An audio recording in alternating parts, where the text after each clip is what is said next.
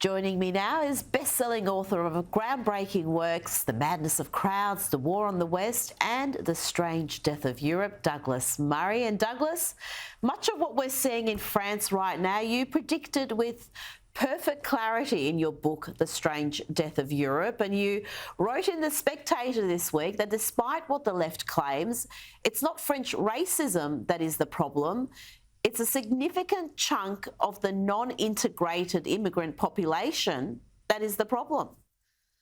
Yes, that's right. I mean, it gives me no pleasure to say this, but I have said this for many years, that there's a tendency to sort of say, why are people looting and burning and rioting and bombing and much more? And the easiest answer to that question in every Western democracy is it must be something we've done. On this occasion, the police in France, in Nanterre, detained a 17-year-old joyrider driving dangerously on the streets when he shouldn't have even owned a car, let alone be driving one. And he tried to escape the police, and one of the policemen shot him. And you may agree or disagree with that as a tactic of policing, but the idea that as a result of that incident, there is any legitimate reason for people to set fire to the lobbies of libraries, to attack municipal buildings, to threaten the lives of the families of elected officials, to loot, rob, and smash up luxury goods stores. I don't see the connection. There's so many dupes and idiots in the West who always reach for this. There must be something they must be objecting to racism in the French police. What can we do about that? No, I'm afraid it's the same story across the West. There are a certain number of people who come to countries like Australia, France, Britain, America, who make no effort to integrate, and we blame ourselves. And then when they decide to go on a spate of shopping with violence, we say, yes, of course, it's a totally logical thing to object to perceived police racism by going and looting Louis Vuitton's handbag section. I think it's really pathetic. I'm amazed after all these years people are still making these arguments. And they are still making them, including the BBC, who want to frame the violence and hostility as some sort of righteous reckoning. They had the headline, France riots fueled by everyday discrimination, and they claimed that last week, and perhaps for the very first time in their lives, troubled French youth made themselves heard. I mean, can you imagine, Douglas, the tone of the coverage if the violence and mayhem we saw was caused by radical right-wing youth, for example? Oh, absolutely. Well, we know what would happen then. They'd all been, even if it was just anyone who was white, they'd have all been denounced as Nazis. In fact, when a few people in Liverpool objected to an attempted rape of a local girl, and some people in Liverpool earlier this year turned up and said they weren't hot with the attempted rape of a schoolgirl, almost all the media denounced the parents and others as right-wing racist Nazi groups, all those pathetic sort of so-called anti-Nazi groups who are desperate to find Nazis did their special smear job of smearing ordinary people. So we know that's what would happen. But oh no, this way round, it's making their voice heard. I mean, you and I, Rita, might think that there are other ways of making your voice heard. And in fact, there are. There are many, many ways to make your voice heard, none of which include looting, burning, and ransacking major cities. I think it's absolutely pathetic that people are still talking in these terms. It should be perfectly obvious by now, and I've said this very clearly for a long time. We have to be able to say, as countries, as Australia, France, Britain, you know, if you come here and you complain about it all the time and you don't like it and you think we're horrible and racist and you'd like to burn it down, we'd like you to leave. We don't want you here. You're not welcome. That's just not the deal. The deal is you came here because it's better than the country you were in before. So don't make it like the country you fled from. And almost no politician on the center or even on the right of politics has yet got the guts to actually do something along those lines. You know, there have been plenty of population transfers between North Africa and France before. I see no reason why there shouldn't be one now. Now, the radical left won't be satisfied with watching France burn. You've written in the UK Telegraph about how these grievance mongers are systematically attacking Britain, and even cricket is not safe. After all, cricket, well, it's classist, it's ableist, probably sexist and racist too, Douglas. Yeah. Yes, that's right, Rita. You guessed the whole scorecard. I don't know how you did it.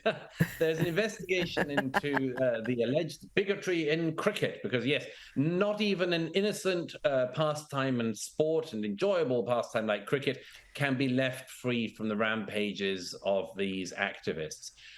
Amazingly, when they looked at cricket, they came away with a guilty verdict. They always come away with a guilty verdict, don't they? They never come away and say, actually, it's all fine. People are having a nice time. You've always got to say, no, we found institutional racism. That's always best, of course. And they also found, by the way, sexism. What was the example of sexism?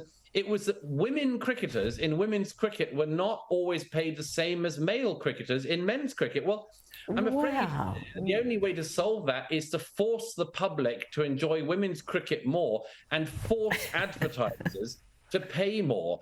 I mean, I suppose you could do that, but anyhow, they decided instead just to accuse it all of being racist, sexist, misogynistic, homophobic, probably, doubtless transphobic, because there still isn't an Australia trans cricket team, I noticed. And until every trans player is paid exactly the same as the best fast bowler in England, none of us will be free, Rita, none of us. Well, you are so right. They never walk away from these investigations with a conclusion, well, actually, this is a sport that brings people together. People from all sorts of backgrounds enjoy it. They play it in Pakistan, the West Indies, Australia, UK. No, there always has to be some problem. And as you said, it's all the usual suspects: sexism, racism, classism. The grievance mongers never ever run out of things to attack. Yeah. And finally, I always say, Rita, let's see if they ever apply themselves to basketball. That would be interesting, wouldn't it? Well, exactly. Basketball, NFL, I mean, there are a lot of other sports, track and fields, but yes. No, that's never a problem. But I want to bring to your attention the Veep, the woman one geriatric heartbeat away from being the most powerful human in the world. And this week, Kamala Harris had some profound words about culture. What is culture? Well, it went about as well as you'd expect. Well, I think culture is a reflection of our moment and our time, right? And present culture is the way we express how we're feeling about the moment. And we should always find times to express how we feel about the moment that is a reflection of joy, because it comes in the morning. We have to find ways to also express the way we feel about the moment in terms of just having language and a connection to how people are experiencing life. And I think about it in that way, too. Why is she like this, Douglas? You know, Rita, whenever she talks about time does slow down. In fact, it almost came to a standstill right then. Did you feel that? I don't know, it requires something like Stephen Hawking to really explain what it is that happens in the universe when she starts talking like this. And what is it, what weird tics when she says it comes in the morning and then laughs manically? What is she talking about? And why is it funny? It's completely bemusing. It's a Bible verse. I think it's a Bible verse, joy comes in the morning, but I don't know why you would cackle after saying it. No. It's not funny. And then she always seems like she is a 10-year-old about to give a book report on a book she quite clearly has not read, but must give a presentation nevertheless. And that seems to be her manner of communication, no matter the topic. Yes, what I liked about this book were the covers, and also I thought the pages were good. And There were a lot of them, and yeah, you're so right. That's exactly it. It's and do you notice the fawning way in which her interviewees just sort of lap it up? You know, they presumably ask a totally banal question, and they would just lap up anything she says. You're so right, Rita. It is so worrying. This woman is one heartbeat away from the presidency. If anything happened to Joe Biden, God forbid, this woman would be in charge of the most powerful nuclear arsenal on earth. And I mean, the images that brings to mind of her cackling manically whilst saying nonsensical things with her finger on the nuclear button is just is too much. I want time to stop when I think of that. Yes, because you know she's going to cackle if she ever presses that button. She won't be able to help herself. Douglas Murray, thank you so much for joining me. Great pleasure as always. Thank you.